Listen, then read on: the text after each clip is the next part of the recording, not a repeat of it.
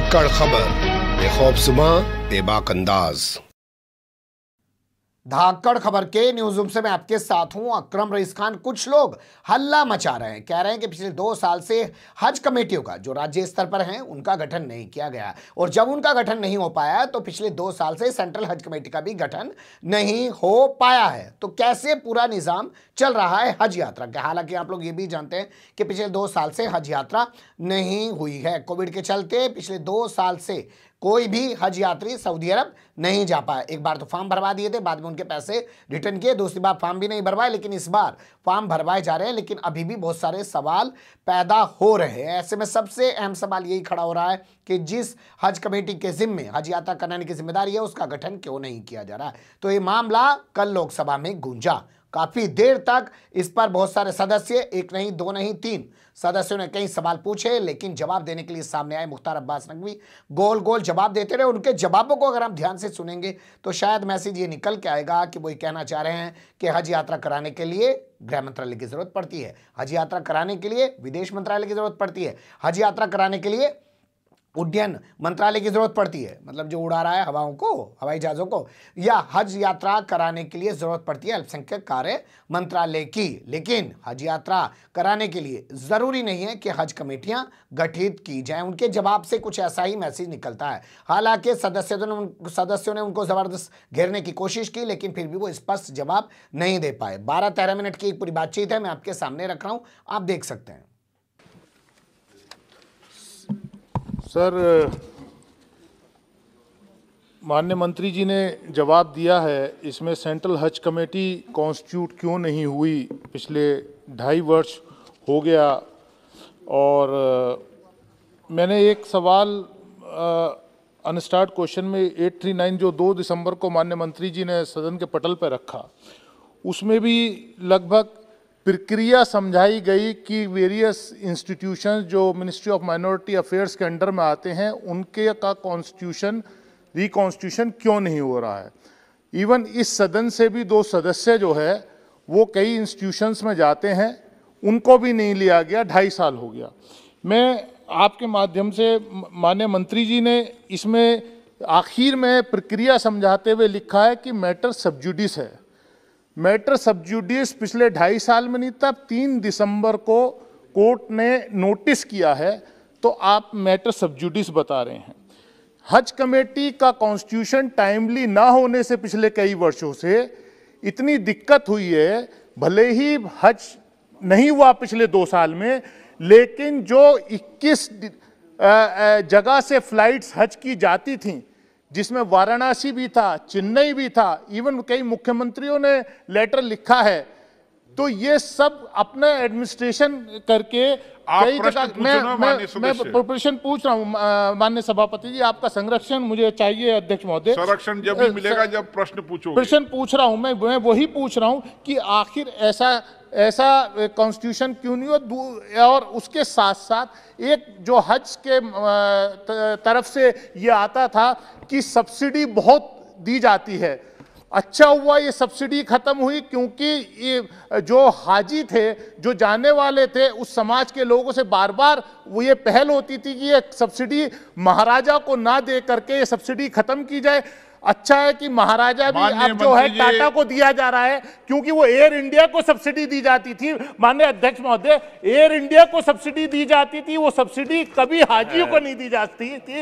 ये अच्छा हुआ सरकार ने एक सब प्रश्न तो कर लूं मैं, सरकार ने ये वादा किया था कि ये सब्सिडी खत्म करके जो मुस्लिम गर्ल्स हैं उनके लिए स्कॉलरशिप दी जाएगी। मैं पूछना चाहता हूं आपके माध्यम से कि पिछले सालों में कितनी स्कॉलरशिप का पैसा उन लड़कियों को, गरीब लड़कियों को दिया गया है? आदरणीय अध्यक्ष जी, सबसे पहले तो जो माननीय सदस्य ने कहा है कि हज कमेटी और हज कमेटी के कारण पूरी की पूरी हज की व्यवस्था में दिक्कत आ रही, मैं जानकारी आपके माध्यम से देना चाहूँगा कि हज प्रोसेस और हज प्रक्रिया में Hajj committee of India, ministry of minority affairs, ministry of health, ministry of civil aviation, ministry of home और कई विभागों के साथ साथ जो जद्दा में हमारे सीजीआई हैं, उनकी पूरी की पूरी टीम लग करके और हज को सुगम तरीके से, सरल तरीके से, सफल तरीके से हो सके, इस काम को करते हैं। आदरणीय अध्यक्ष जी, पिछले 2 वर्षों से कोरोना पैंडेमिक के चलते और सऊदी अरब किंगडम के जो भी दिशा निर्देश हैं उसके कारण हज 2020 और 2021 नहीं हुआ। और हमें इस बात को कहने में आपके माध्यम से खुशी है कि प्रधानमंत्री नरेंद्र मोदी जी के नेतृत्व में भारत से सबसे ज़्यादा इतिहास में हज यात्री हज यात्रा पर 2019 में जा चुके हैं। और ये संख्या जो है वो जितने भी देश हैं, केवल जो इंडोनेशिया है उसके कुछ हज़ार जो हैं वो ज़्यादा हैं। माननीय सदस्य जी को मैं केवल एक चीज़ बताना चाहूँगा कि ईज़ ऑफ डूइंग हज की दृष्टि से कई रिफॉर्म इस दौरान किए गए हैं। इन रिफॉर्म्स में जो आपने कहा हज सब्सिडी ख़त्म करना, उसके साथ साथ बिना महरम के साथ ही मुस्लिम महिलाएं हज यात्रा पर जा सकेंगी, ये जो बाध्यता थी उसको ख़त्म किया गया और बिना महरम भी हज यात्रा पर हज़ारों की संख्या में मुस्लिम महिलाओं ने हज यात्रा की और इस बार भी अगर हज होगा तो ज़रूर करेंगी। उसके साथ साथ हमने 100%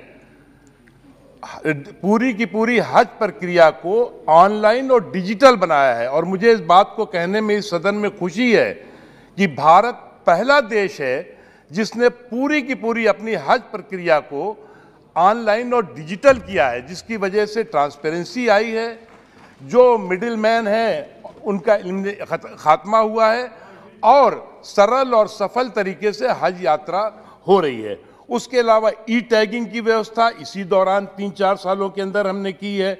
ई मसीहा यानी कि जो भी हज यात्री जाते हैं उनके स्वास्थ्य की, उनके सुरक्षा की सुविधा की व्यवस्था हम यहाँ और सऊदी अरब में जो हमारा काउंसलेट है वो करता है। मोबाइल ऐप इस बार हमने जितनी इससे पहले 3 सालों में जितनी भी एप्लीकेशंस आ रही हैं डिजिटल आ रही हैं या मोबाइल ऐप के ज़रिए आ रही हैं। उसके अलावा जो है वो हमने आपको बताया कि जो बाध्यताएं थी वो ख़त्म की हैं। उससे जो आपने एक बात कही कि हज सब्सिडी के ख़ात्मे का जो है वो आपको फ़ायदा क्या हुआ है, फ़ायदा क्या हुआ है मतलब उसका लाभ क्या हुआ। देखिए, हज सब्सिडी हमारे समय तो हमने तो की नहीं थी।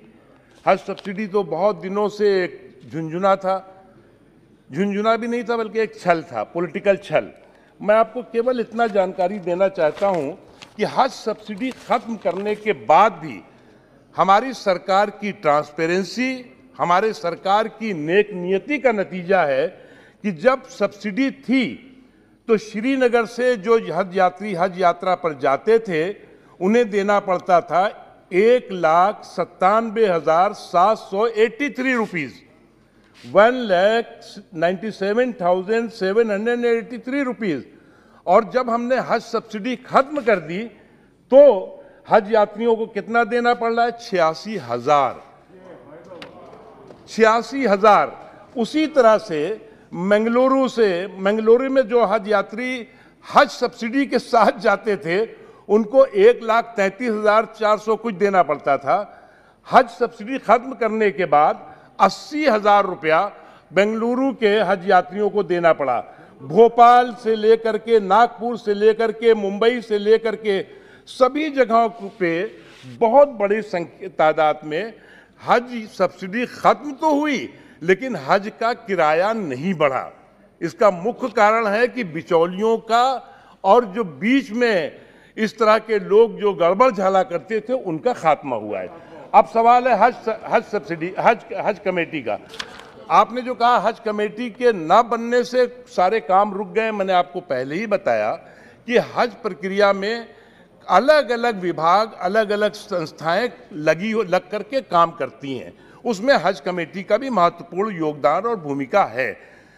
लेकिन क्योंकि 2 वर्षों से कोरोना पैंडेमिक के कारण हज नहीं हो पा रहा है, वो प्रक्रिया अभी जो है वो प्रोसेस में थी, लेकिन सुप्रीम कोर्ट में कोई किसी ने PIL वगैरह की, उसकी वजह से हम उसका पूरा डिटेल आपको आंसर नहीं दे पाया और इसलिए मैंने कहा है कि मैटर इज सब जुडिस।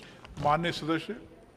सर, माननीय मंत्री जी ने इधर उधर की बात खूब करी, लेकिन जो स्पेसिफिक मेरा क्वेश्चन था कि हज कमेटी पिछले 2.5 वर्ष में क्यों नहीं कॉन्स्टिट्यूट हुई।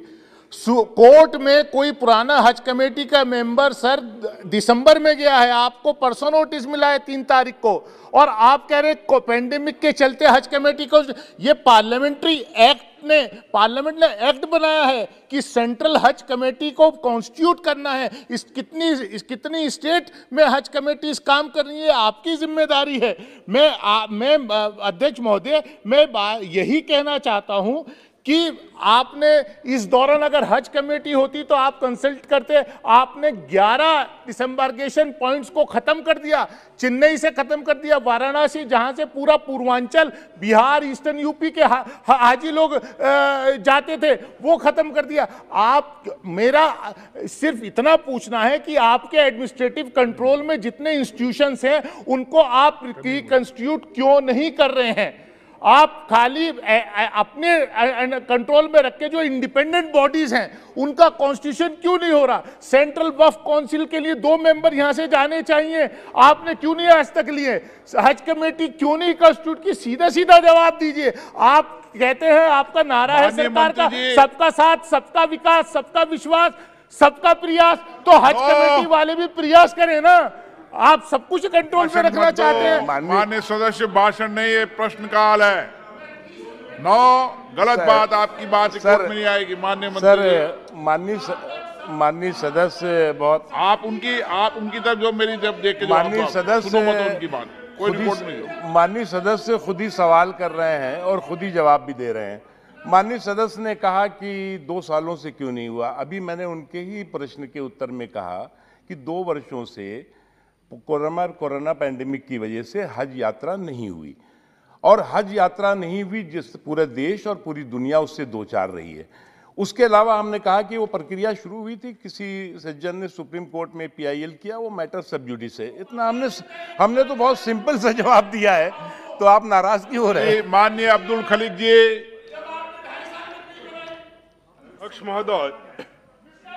अध्यक्ष महोदय, सप्लीमेंट्री पूछने के मौका देने के लिए धन्यवाद। मंत्री जी ने बोला ये साफ जुडिस है, क्यों साफ जुडिस है वो नहीं बोला। इसीलिए अध्यक्ष महोदय, प्रश्नकर्ता ने सटीक ही पूछा। सिर्फ हज कमेटी ऑफ इंडिया नहीं, सेंट्रल वक्फ काउंसिल, जहां इस हाउस से भी 2 मेंबर जाते हैं, उसका भी रिकॉन्स्टिट्यूशन नहीं हुआ। इसीलिए आपसे मांग करता हूं अध्यक्ष महोदय, क्योंकि आप नॉमिनेट करते हैं, तुरंत हज कमेटी ऑफ इंडिया और सेंट्रल वक्फ काउंसिल इसका रिकॉन्स्टिट्यूशन होना चाहिए। और जो हज सब्सिडी तब बोला गया था, ये जो सब्सिडी का पैसा से मुस्लिम कम्युनिटी का डेवलप होगा, और प्रश्नकर्ता ने प्रश्न भी पूछा था, लेकिन मंत्री जी ने वो जवाब नहीं दिया। ओके, जो पोस्ट मैट्रिक तो है, लेकिन क्या हुआ वो जवाब चाहिए। मैं माननीय सदस्य को बताना चाहता हूँ, सेंट्रल वक्फ काउंसिल कॉन्स्टिट्यूटेड है और वो काम कर रही है। Thank you. कनीमोदी जी।